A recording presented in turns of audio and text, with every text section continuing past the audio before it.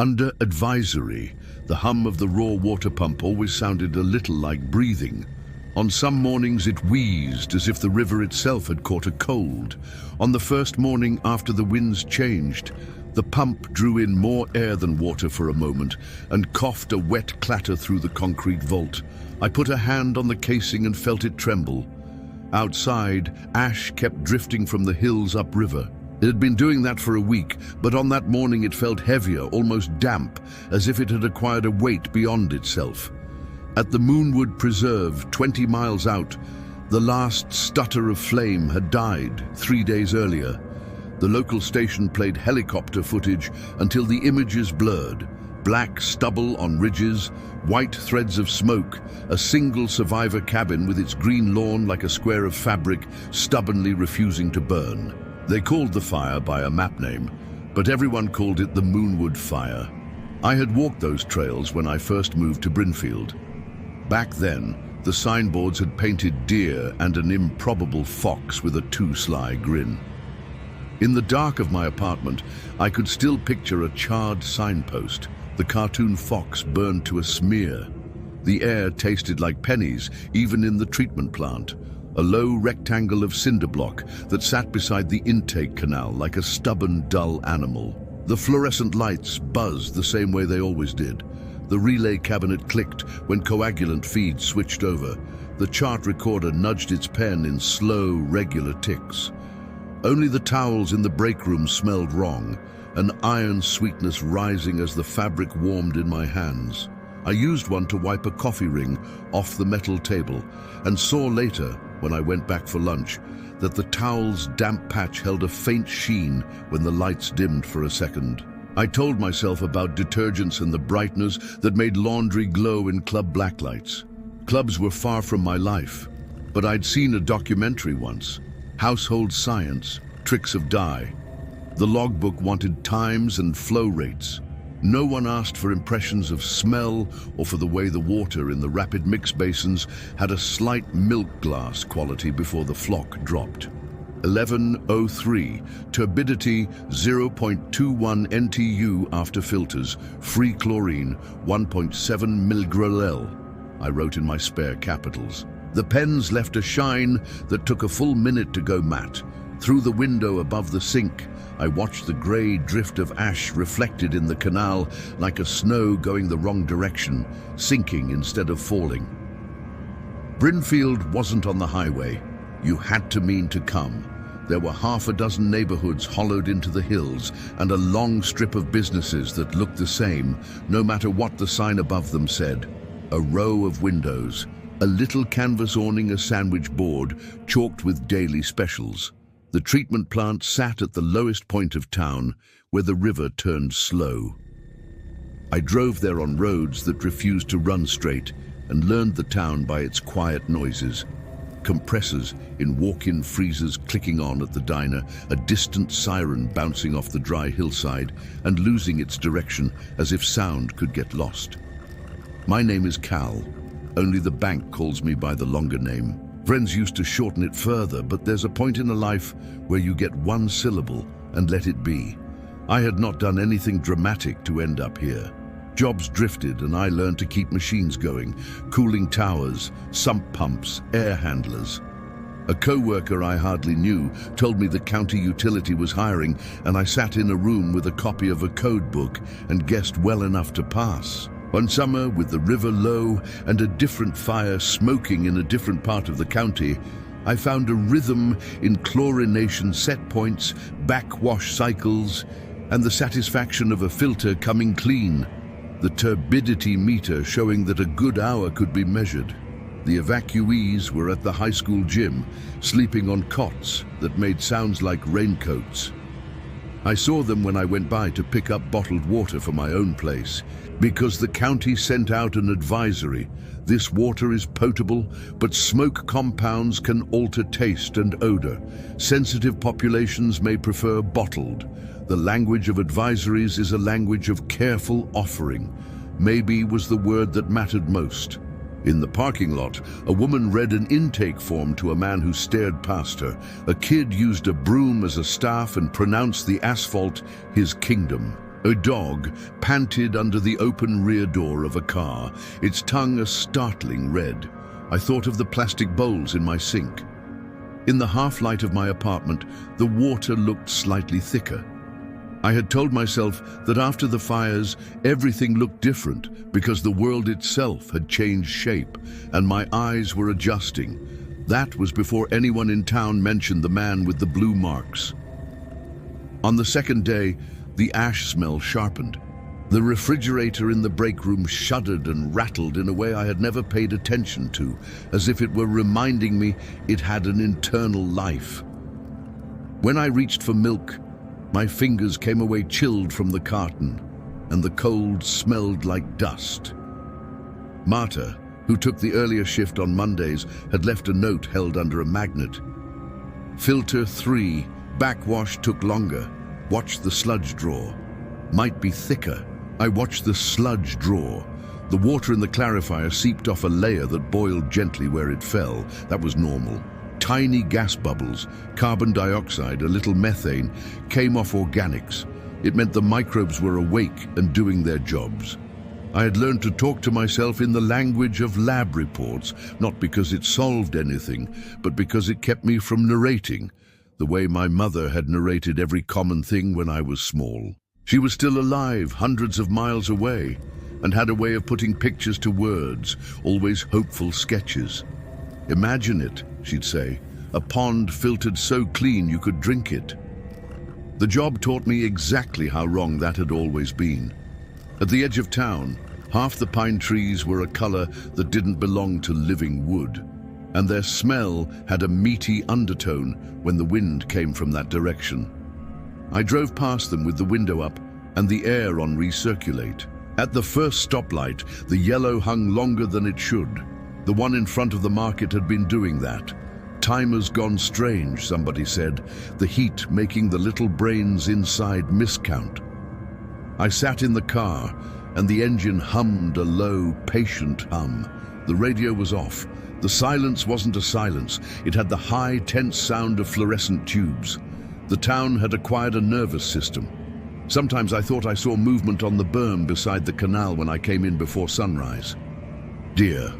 A person walking quickly along the utility path, a shadow that behaved like something alive. I held the image and then let it loose. There are shapes in the corners of lamplight everywhere if you want them. The camera mounted high on the wall by the intake had once recorded a heron peering into the screen as if it were reading it. That had made me jump when I found it. If I brought it up now, I saw only the muted color of morning and the gray flecks that fell and fell. By the third night, I had stopped opening the windows. The apartment acted like a throat. It cleared itself at odd hours. The vent in the bathroom coughed without the fan turned on if the wind ran right. Distant sirens came and went and left no memory. I realized there was no way to tell exactly where the burned groves ended in my mind. Every tree in the dark could be char, even if it was 20 miles away and green. The Moonwood sign in my head had blackened completely. A fox's grin turned to a cavity. I kept a towel by the sink to lay my mug on. When I lifted the mug one night, the bottom ring left on the towel shone. Not the towel itself, but something in the trace of coffee, a faint lumen cutting the circle. I turned the light off, phone in hand. The screen's blue throwing scales on my fingers and stood there until my eyes changed over. The ring did not vanish. It paired itself with its opposite when I set the mug next to it. Circle and mirror circle. There was a little thrill to it, the way the plastic stars on a child's ceiling held light after bedtime. I touched the ring with the tip of a finger. The brightness smeared and clung, so faint I doubted it. I washed my hands, scrubbed the towel, blamed a detergent, and woke twice during the night with the shape of the twin circles pressed against the inside of my eyelids. At odd hours, the line to the high school led past the lot's only shade tree. Two women in sweaters shared a cigarette, as if it were a tiny fire from an older world. One of them had ash in her hair, streaking it in ugly gray. The other had drawn blue lines on her arms with a marker. I noticed them because the lines weren't doodles. They followed a logic under the skin. Not veins exactly, but something like a map of intent. I told myself it was a coping thing. Everyone had their rituals. On the second Saturday, her lines had bled from sun and sweat, and someone else had the same lines, cleaner, as if copied. I turned my head and walked. When machines become habit, the human outside the glass gets backgrounded. It isn't fair, but it happens. The first mention in a place where people would see it was a text in the utility crew's group thread. "Anybody see the glowing guy?" someone wrote at 2 in the morning. The replies were jokes about clubbing and fallout. There was a photo taken badly, a smear of blue against something that might have been the chain-link fence behind the community center. A later text, from a number I didn't know, said, "He's telling them that alone they'll die. He talks like a doctor, or like a soldier." The phone sat face down beside my keys. I turned it over. The chat rolled on. Laughing emojis lost their shape when the screen dimmed, and the blue of the letters was the blue on the towel in my head. I tried to describe what the inside of the plant sounds like when you open the door before dawn and it has to admit you. There's a small change in air pressure, a tiny scrape as the rubber weather strip releases. Then the bass note of the building itself. That low pump breath, the splash of water dropping off baffles, the little mechanical cough of a relay. I hear these and in hearing them stop hearing them. The fluorescent buzz overhead enchants the other noises into silence, in the same way a refrigerator hum hides itself until it stops and you realize your kitchen had been a machine. On that morning, after the unknown phone number's message, the building seemed to be listening whenever I moved, as if it expected one more noise to join the set, and it wanted to make room. In the lab, I set up a jar test.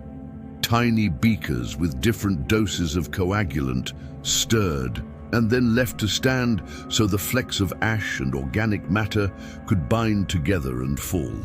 The town's water was always slightly tea-colored in summer. From tannins it was called. And the alum took out a color that could be seen but not tasted, and let us tell ourselves that clarity had been achieved. One of the jars, the one with the dose I would normally choose, held a cloud within its clearing, not sinking or rising, just sitting. I moved it from shadow to light. For a second, very faintly, I thought I saw a silhouette of a branching pattern in the cloud. I straightened. It took effort to keep my hand from touching the glass. When I bent close, the normal smell of reclaimed water, closed corrugation, a hint of algae that always seemed innocent, was undercut by something green metal. If taste were a color, it would have been penny blue. "Maybe," I said to the empty lab. I brought myself back to the way our internal memo suggested we speak about things that had not yet been named. Preliminary, investigative, provisional. Out of an abundance of caution, I found myself adding human words, on the safe side. Better to be careful. If I could keep my sentences clean, the contamination in my mind would stay contained. On my way out for lunch, I saw them, 5 people moving as one body, not 4 with one leading, not one being dragged, but an organism made of 5 sticks in a bundle. They had blankets around them with the silver side out and walked toward the river. I wondered whether they were going to wash in it. They had stayed in the car lot for a week and did everything in public. There is a point where privacy becomes a myth. I recognized the woman with the blue marker lines, but she wasn't the one anyone would notice. The man in front was tall and had a face that didn't look at anything until it looked, and then it looked through. His skin did not glow in the sunlight. That would have been obvious. Blue had no place to hide at noon. What he had were pale marks like bruises in the shape of antlers on his forearms, like the negative of a tree reaching. He had cut his hair short. He wore clothes that had been washed in a sink with a bar of soap or in nothing at all. When they passed the chain link, I saw one of the marks catch the light and answer it. He turned his head, and for a second, before he dropped his gaze, I had the sense of being looked through and beyond. My mouth opened and produced a sound. Greeting, inquiry, order.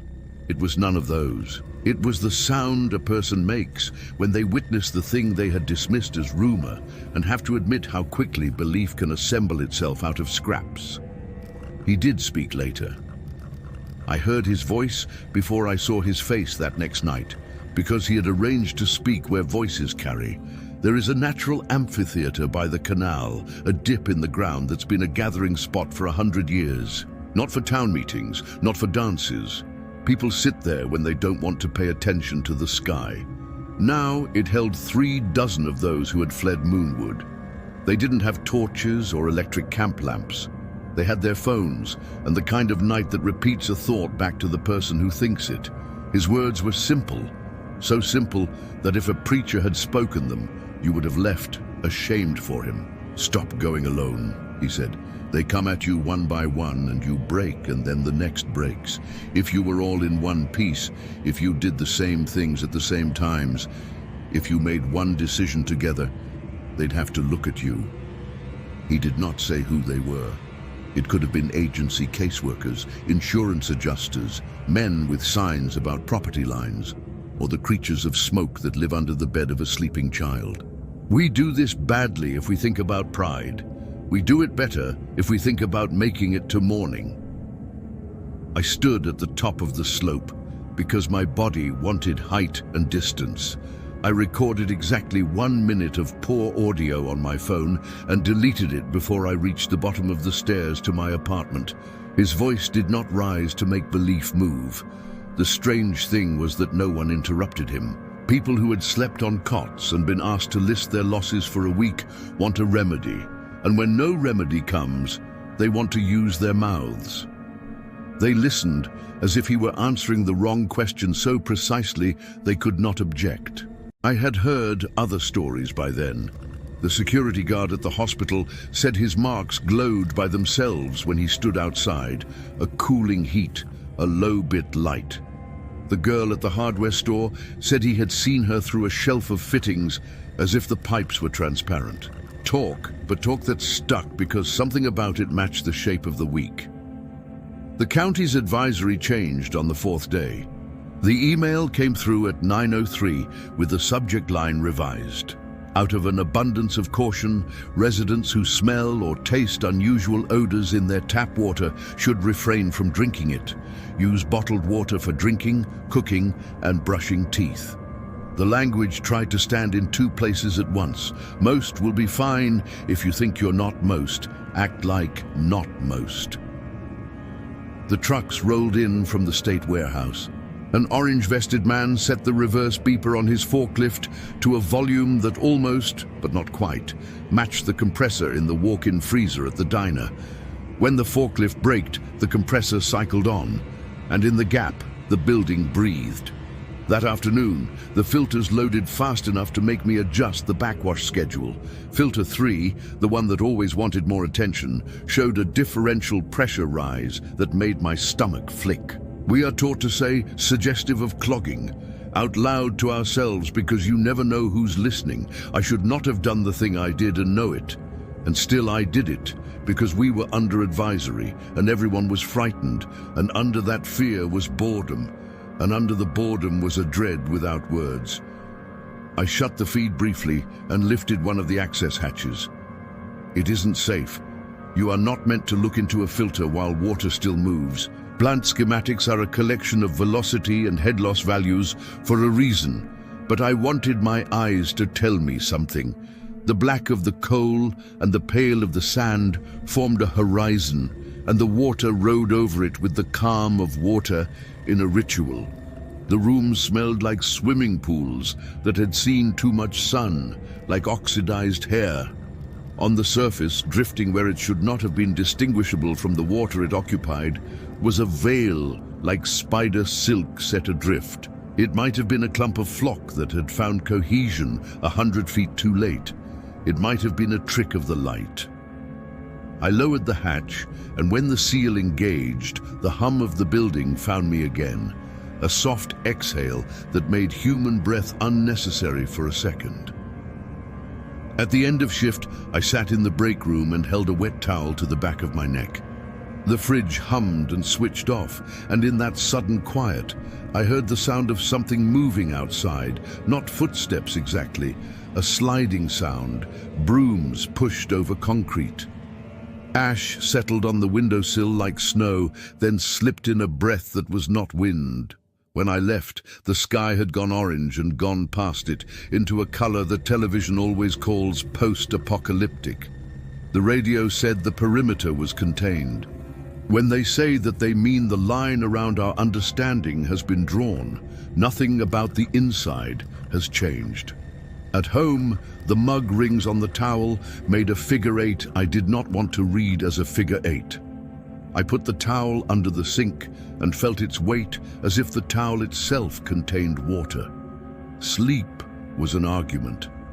I woke to the small metal click of the thermostat, deciding that the room I slept in could stand to be warmer, and then changing its mind. In the morning, the elevator in my building buzzed with a sound like an insect caught in a lamp. I took the stairs, counting, only to find the number on the landing has been painted over so often it bulged like a blister. In the alley next door, the owner of the bakery hosed foam off a rubber mat. The spray made a noise I had heard every summer of my life and had a look to it that gave itself up, a visible repetition. The water, when it hit the pavement, made low blue flickers like the streaks on old movies. I stopped and looked for a second too long. The owner saw me watching. His hose hung slack, still running, and soaked the back of his shoe. "It's in the foam," I said, as if I knew an answer would help. He shook his head once, as if to dislodge a fly. "It's in the light. Everything looks like a phone does when you tilt it at night." "Maybe it's just in your eyes," I started. He turned the water off at the spigot, and the hose's long sigh seemed to come from a living thing. The 5 were back that night, and 5 had become more than 5 in the way a single organism grows limbs. I stayed high on the bank again, because the idea of being inside a group felt, for reasons I would not have articulated to myself, dangerous. The tall man had no name anyone could agree on. Some said he'd been a captain in a fire crew, and his skin had taken a strange burn that refused to heal. Some said his mother had painted him for a ceremony, and then the paint refused to come off. One child said he had drawn on himself with the sky. His marks showed more when the phones dimmed, the faintest lamp blue under the horny skin of his forearms and between his fingers. "They take us apart when we act apart," he said.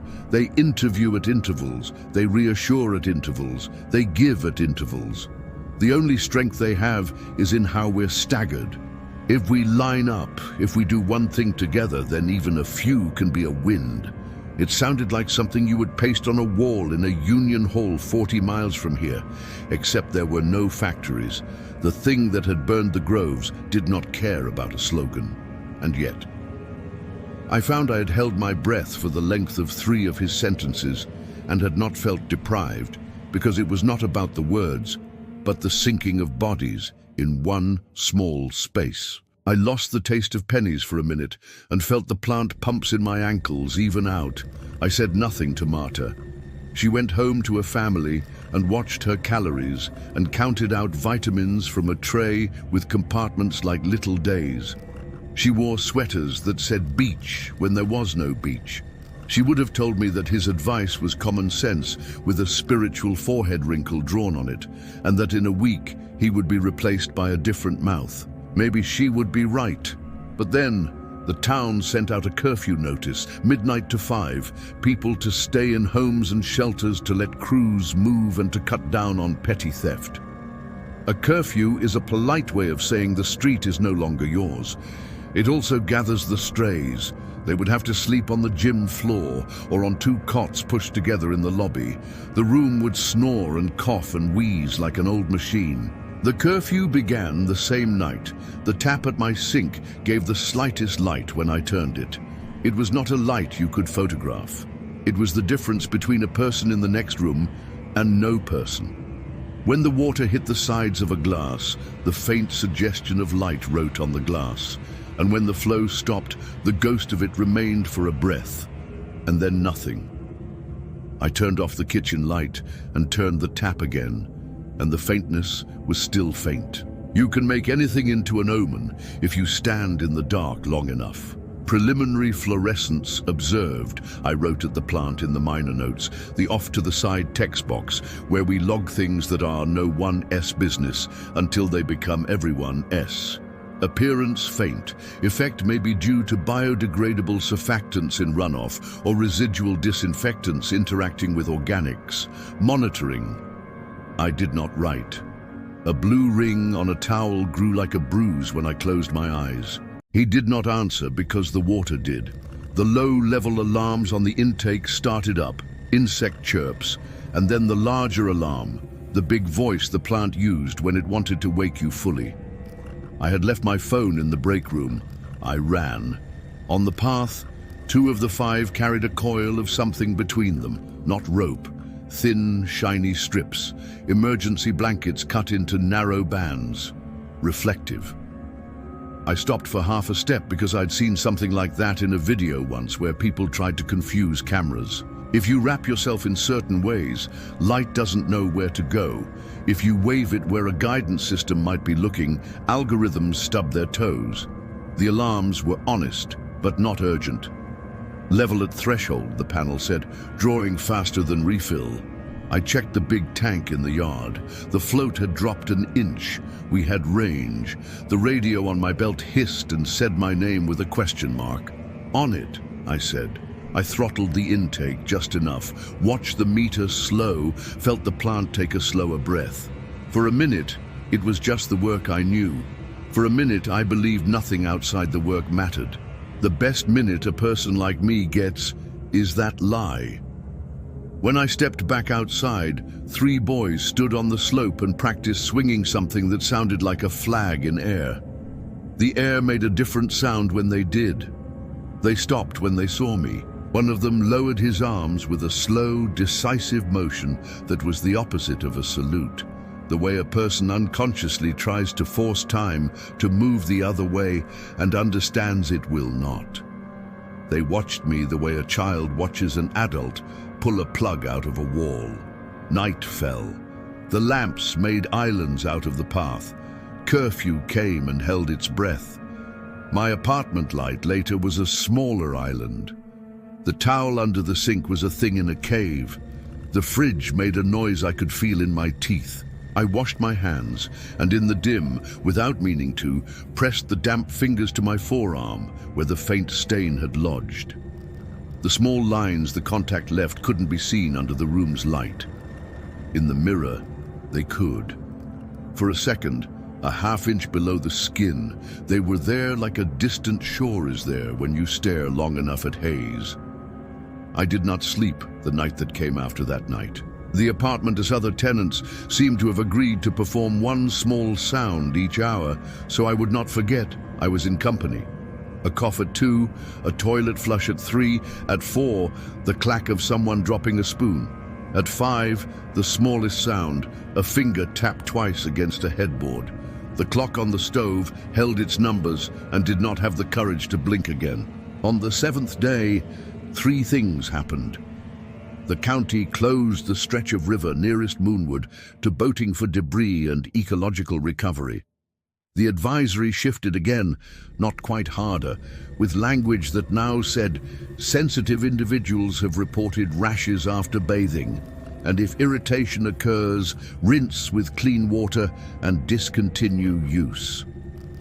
The high school gym ran out of space, and a second shelter opened at the strip mall that used to house the thrift store.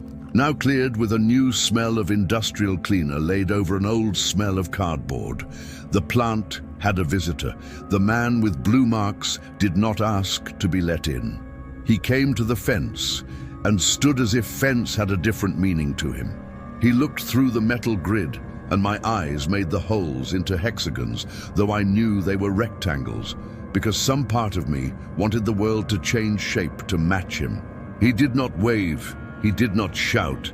He waited until I turned as if waiting were his strongest muscle. When I did turn, he raised his hand and then let it fall and turned away. I understood that I had been summoned and excused in one motion.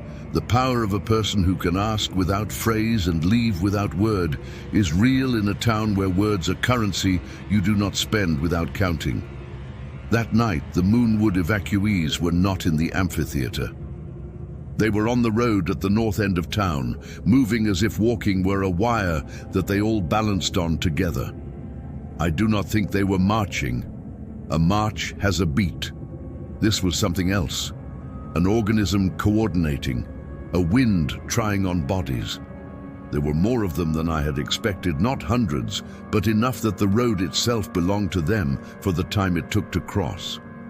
They carried the shiny strips and held them as if they were tools you make before you know what they weigh for. They did not look up when the aircraft thumped out of the dark, rotor instead of fixed wing. The heavy sound of air moved by a machine meant to move air in emergencies. Behind them, people stopped on porches and watched with their hands folded into themselves. The porch-light gnats leaned into the air with their short lives on their shoulders. The helicopter eased west. It might have been going to look for spot fires. It might have been hauling gear. It might have been a practice run. What it did was pass over their heads, and when it did, the shiny strips sang in a frequency my ears pretended not to hear, and the faint blue in the air wrote on itself for a second, and I smelled not ash or copper, but something like rain on dry electronics. They kept walking. If there had been a chant, it would have been worse. If there had been a sign, I would have turned away. Because there was nothing to read but bodies. I had to read them. I did not see his face when he walked. I saw the marks on his arms tell the air there was a shape under it now. After the curfew, I drove because the apartment had become a box, the plant a lung, the town a system, and I needed a high place that let me see the river uncoil itself into distance. The only place that did that was the far edge of the industrial park, where half-built things sat in the lots like toys a giant child had forgotten. Beyond them, the railroad siding had a line of cars that sweated rust when dew came. It did not come tonight. The air was dry the way it is dry when you have sweated all day, and then a night wind lifts and takes your heat, but leaves the salt. I parked beside the chain link and the green painted engine that had not moved for months. A sticker near its coupler showed a cartoon fire-breathing something and a date 3 years old from some charity fun run. The decal had taken sun, and now the mouth of the cartoon beast shone a little where it used to be matte. Dragons belong on decals and in books. In this place, the dragon was a shape you made from the kind of noise the airfield makes when it isn't sure whether to sleep. From there I saw not well but enough when they turned off the road that would lead toward Moonwood. They went long instead of short, choosing a curve that put the river between them. And any responder who might want to stop a group without having to admit to themselves what stopping a group means. Their shiny strips kept a rhythm that didn't T-bind to the helicopter's thump, but answered it. Somewhere below, the water folded around a piling and made a sound like a mouth surrounded by teeth.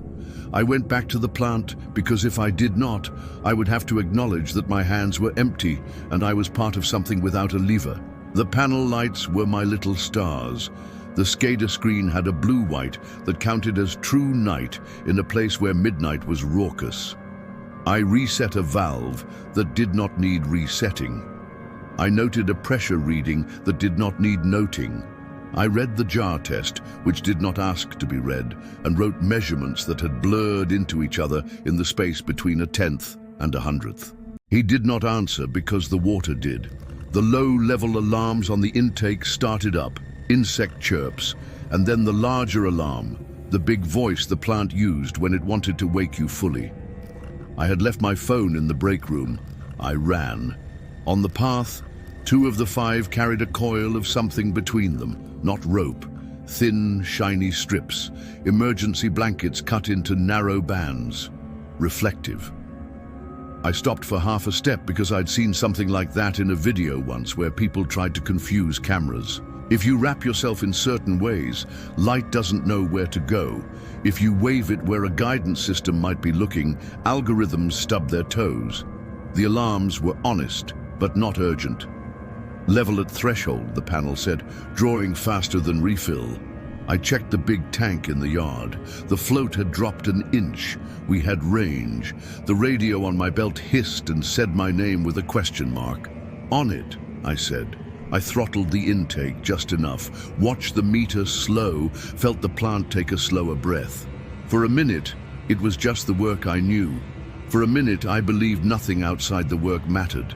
The best minute a person like me gets is that lie. When I stepped back outside, 3 boys stood on the slope and practiced swinging something that sounded like a flag in air. The air made a different sound when they did. They stopped when they saw me. One of them lowered his arms with a slow, decisive motion that was the opposite of a salute, the way a person unconsciously tries to force time to move the other way and understands it will not. They watched me the way a child watches an adult pull a plug out of a wall. Night fell. The lamps made islands out of the path. Curfew came and held its breath. My apartment light later was a smaller island. The towel under the sink was a thing in a cave.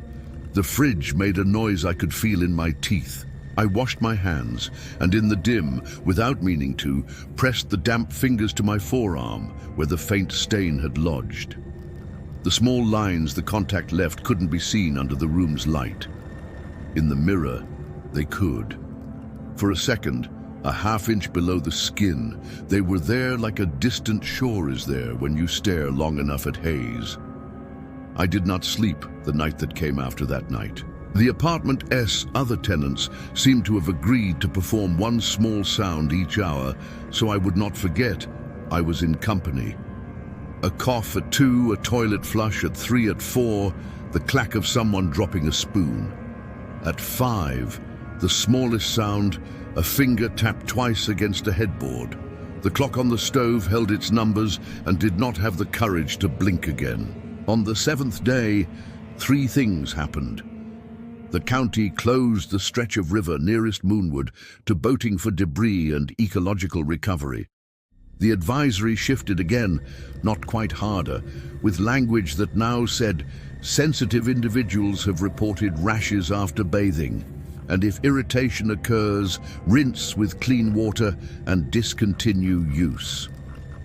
The high school gym ran out of space, and a second shelter opened at the strip mall that used to house the thrift store.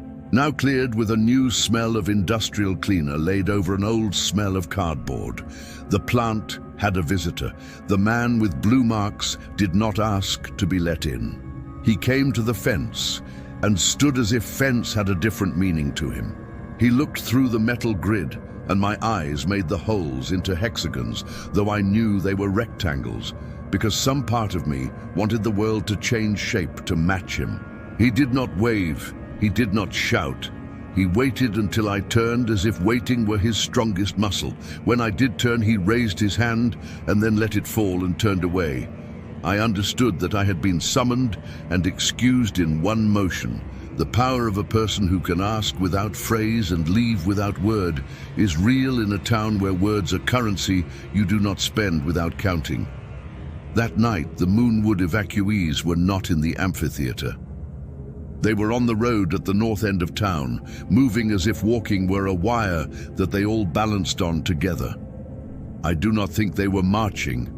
A march has a beat. This was something else.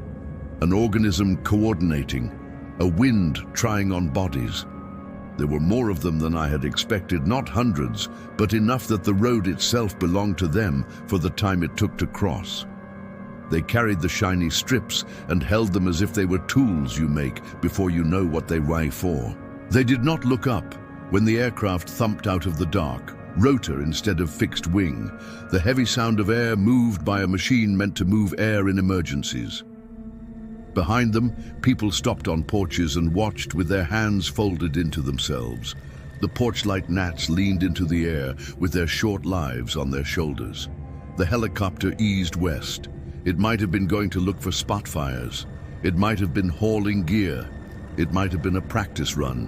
What it did was pass over their heads, and when it did, the shiny strips sang in a frequency my ears pretended not to hear, and the faint blue in the air wrote on itself for a second, and I smelled not ash or copper, but something like rain on dry electronics. They kept walking. If there had been a chant, it would have been worse. If there had been a sign, I would have turned away. Because there was nothing to read but bodies. I had to read them. I did not see his face when he walked. I saw the marks on his arms tell the air there was a shape under it now. After the curfew, I drove because the apartment had become a box, the plant a lung, the town a system. And I needed a high place that let me see the river uncoil itself into distance. The only place that did that was the far edge of the industrial park, where half-built things sat in the lots like toys a giant child had forgotten. Beyond them, the railroad siding had a line of cars that sweated rust when dew came. It did not come tonight. The air was dry the way it is dry when you have sweated all day, and then a night wind lifts and takes your heat, but leaves the salt. I parked beside the chain link and the green painted engine that had not moved for months. A sticker near its coupler showed a cartoon fire-breathing something and a date 3 years old from some charity fun run. The decal had taken sun, and now the mouth of the cartoon beast shone a little where it used to be matte. Dragons belong on decals and in books. In this place, the dragon was a shape you made from the kind of noise the airfield makes when it isn't sure whether to sleep. From there I saw, not well but enough, when they turned off the road that would lead toward Moonwood. They went long instead of short, choosing a curve that put the river between them. And any responder who might want to stop a group without having to admit to themselves what stopping a group means. Their shiny strips kept a rhythm that didn't T-bind to the helicopter S-thump, but answered it. Somewhere below, the water folded around a piling and made a sound like a mouth surrounded by teeth. I went back to the plant because if I did not, I would have to acknowledge that my hands were empty and I was part of something without a lever. The panel lights were my little stars. The SCADA screen had a blue-white that counted as true night in a place where midnight was raucous. I reset a valve that did not need resetting. I noted a pressure reading that did not need noting. I read the jar test, which did not ask to be read, and wrote measurements that had blurred into each other in the space between a tenth and a hundredth. At 2 in the morning, I used a towel to dry my face, and the fabric smelled like the iron in blood, and the sweetness that rides after a fire when the last wet logs go dark. I set the towel on the sink and watched the ring it made. Not coffee this time, but my water, my very damp that I carry in me and out of me, glowing. I did not think of elves. I did not think of dragons. I thought of the word grove, and how in my mouth it has always held something like a promise. The way a flat piece of land set aside under trees holds a whole day for a child if you let it. I thought of the sign at Moonwood, and how smoke loves the stub of a post. The next morning I scraped my thumb on a screw, and the small bead of blood looked black against my skin, and then red, and then not like any color, because the word color had begun to lose its grip. I felt stupid for wanting to lick it. I washed it in the kitchen sink, and the blue in the water stroked it gently as if the water had hands. It left a trace on the towel when I dried it. I turned my wrist, and under the line where the hand meets the forearm, a branching appeared so faint that only when I moved did it catch the edge of the light, as if I had drawn on myself with a pen that wrote in memory. At the plant, the state woman had left a number to call if anything changed. I dialed. Her voice said she was out and to leave a message. "It's more," I said, and my voice did not shake. "It's in the bathtub now. It's in the foam from a hose at the bakery. It's in the canal, like a shy animal. You said it might be transient. If it is, either it isn't done yet, or the transient in question is long. When we walk, it glows around our feet. When it rains, if it rains, I think the whole town will write itself in blue. I did not get a call back. I did not expect one. People like her gather data and turn it into cautious sentences, and there are never enough of them. And they have cars that smell like lab for a reason. That smell holds the place of certainty for them and makes them believe they are not only measuring, but measuring correctly. She would come back with a cooler and a stick, and until then I could tell my story to a voicemail and watch a light blink on a plastic box that had never felt the weight of what was said into it. It rained that afternoon. It did not so much rain as put water in the air with a mind of its own and then let gravity decide. The drops hit dust, and every little hit wrote a mark that stayed in the mind, if not on the pavement. Down at the canal, the raccoon's small handprints had been written over by human feet. The strips of shiny blanket lay on the bank like shed skins. I did not see any of them. It is not easy to hide many people in a town like Brinfield, but they had learned how to tuck themselves into the folds of the landscape. Maybe they were just on the other side of a hill. Maybe they had gone back up the road and into the edges of the burned forest because anything was better than cots and the indignity of sharing one S cough with one S neighbor. Intake screen inspection, I wrote, and checked boxes. Head loss nominal, debris minimal. I said minimal because a piece of silver wrapped around a piece of wire could be called decoration, or it could be called hazard, and the word minimal let me call it neither. When I shook it free, the water answered in blue. I held the reflective strip and it held me. For a second, my hand became the place where its mirror belonged. In the break room, the refrigerator made a sound like the time you feel a tooth move that should not, a tiny pain of wrong relationship. I opened it and took out milk and poured it into my coffee, and the brown was brown, and the smell was coffee, with the faint sweetness of something burning far away that the brain cannot let go, because the brain is built out of smoke older than us. I added sugar out of habit and stirred, and the surface in the mug pricked blue as the spoon moved. It stopped when the motion stopped. I watched and did not drink. The town did what it could. People at the shelter put basins out to catch rain because the advisory did not extend to sky. A boy with blue marker lines tried to make the water in his bowl glow by touching it gently while his mother slept, and when it did not, he put his mouth to the surface and whispered to it, and when that worked in his mind, he smiled. The baker hosed less. The diner made coffee with bottles, and the waitress said a number 10 can of juice could be stretched if you used ice. The ice machine labored and made slow, generous donations. A man yelled at the woman from the county the next time she came and told her the coyotes sounded wrong. She said they were probably just closer. He said no, the wrong was in the way they took turns. No one said the word quarantine because that word lives in a different place in the mind, and we weren't there. We were in the place where you keep the tap off and look for bottled water, where you skim the blue sheen off a memory and decide whether to believe it. We were in a version of caution that lets you go to work and comes home with you and touches your pillow as if to say softly that nothing will ever be really clean again. On the 9th day, near dawn, a small thing happened that I believe matters. The traffic light at the intersection by the plant, the one that had hung on yellow too long, went red for an entire cycle and refused green for anyone on the cross street. It stayed red and red and red, and cars stopped and then crept and then went with more and more caution until someone simply decided it was their turn, and everyone else arranged themselves in answer. I stood at the corner in my safety vest to see how long it would take before two people would go at once and ruin the human grammar that had formed. They never did. Each wave took instruction from the wave before.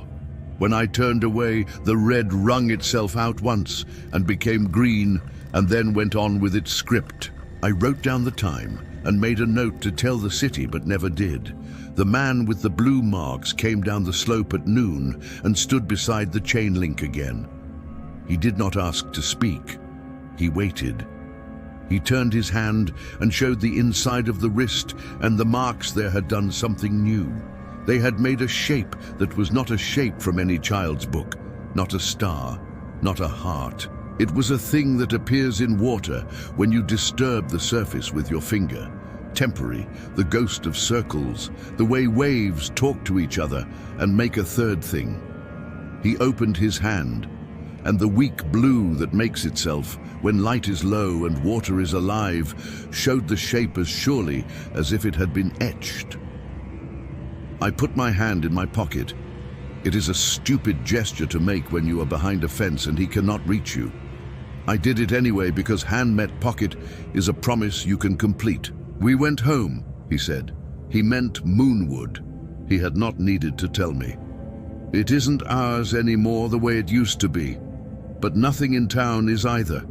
If we are moved off, we have to move together. If they ask questions, we answer with one mouth. They will call it unreasonable, I said. Speaking to him made me feel like the wrong person. His words pushed my mouth toward a story I had sworn to avoid. A noble resistance that ends with the place burned twice. He shook his head with patience.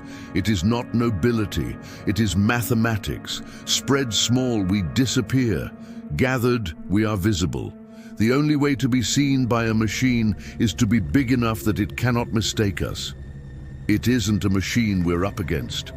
I meant bureaucracy and the weight of good intentions. I meant the logic of pipes. He looked down at my arm where my sleeve met glove. He would have had to be blind to miss the faint pattern that came and went when I moved. Sometimes it is, he said, and sometimes it is what teaches the machine to see, but what we try is the same, together, not because of honor, because otherwise we are taken apart and picked off and called acceptable loss. Then he did a thing that is unremarkable in all other contexts and now feels like the line on a map. He put his hand on the fence, palm flat. I did not put mine to match. It would have been a picture, and I wanted no more pictures. He held it there, and the chain link hummed in the smallest way, and I could not tell if what I heard came from metal or from the low sound I have inside me when the air in a room changes. After he left, I walked the plant like a person making sure windows are shut before a storm. The transducers on the filters had a faint halo in their LED readouts that wasn't there last week. The relay cabinet clicked on and off at regular intervals, and then once offbeat, like a heart that remembers its separate youth and sobers up. The chlorine residual held if I did not let anything touch it. If I had been alone at the plant, my mind would have narrowed to a clean line. But the plant was now the town, and the town had marks, and the marks had come home with me, and the towel was under the sink like a story I had hidden from myself. I poured the stringy contents of an old bottle of hand soap into my hands. The smell of coconut tried to pretend it could cover the smell of pennies and burnt sweetness. The foam stood up, and for a second sculpted itself into a shape like a hand and then fell when I breathed wrong. I laughed once, a sound the room had never heard from me, too loud and too close. The sound stuck to the walls and did not come down until I opened the door. The state woman came back with her cooler. She had not heard my message or had, and was pretending she had not. She had the decency to look tired. "We think we know," she said, which is the kind of sentence that brings the ground up to meet your feet in a way that hurts your knees. "But we also think we need more time." "I have a tub at home," I said, which was not an answer. "If I disturb it, it wakes up. If it sits, it sleeps. If I move in the room, sometimes it notices me." She nodded. "Some she started, then edited herself. "Some organisms light when they're poked. They are not from here exactly, or rather, they aren't from here in number. When a place shifts, they come. We don't think they are dangerous at these concentrations. People's skin is complaining because skin complains when it is told to by the mind. I'm not blaming, I am saying that the mind is strong. Then take a bath, I almost said. I did not say it. It would have been crude. I signed a chain of custody form that smelled like ink. I watched her label a bottle in neat letters that would be read by a person in a room without the smell of ash. She left with her cooler. She waved from the car. The wave meant, we are working. The wave also meant, we have left you here with the hum. On the 10th night, the final thing. It does not explode. It arrives like a cold hand placed gently on your back to guide you through a door you did not see. The group gathered again. Not all of them. Enough. They had made something. You could call it a banner, you could call it a net. Strips of reflective tarp, strips of cloth cut from the gym cot covers, long bands of plastic from wrapped pallets, woven quick and clever. They did not hold it above their heads and chant, they held it low and moved it like something you use to skim a pool. The faint blue under the black in the sky that only exists when water is ready for it, made a ghost of what they carried. They went down the slope and to the edge of the canal, and the net touched water, and the blue dutifully wrote itself along the lines as if it were chalk, and the dark had handed it a small blackboard. They moved, and the lines made letters no one could read. The helicopter did not come. The curfew announcement crackled and said its words. The people at the edges of the gathering turned their faces to their doors and went inside. I stood under a street lamp because my body did not know where else to be, and I can tell you that a human under a lamp is a way of weighing oneself. You feel the light and the street underfoot and the air on your neck, and tell yourself that you are a shape still. They walked slowly with the net, and the water gave them their light where they asked for it, and then took it back.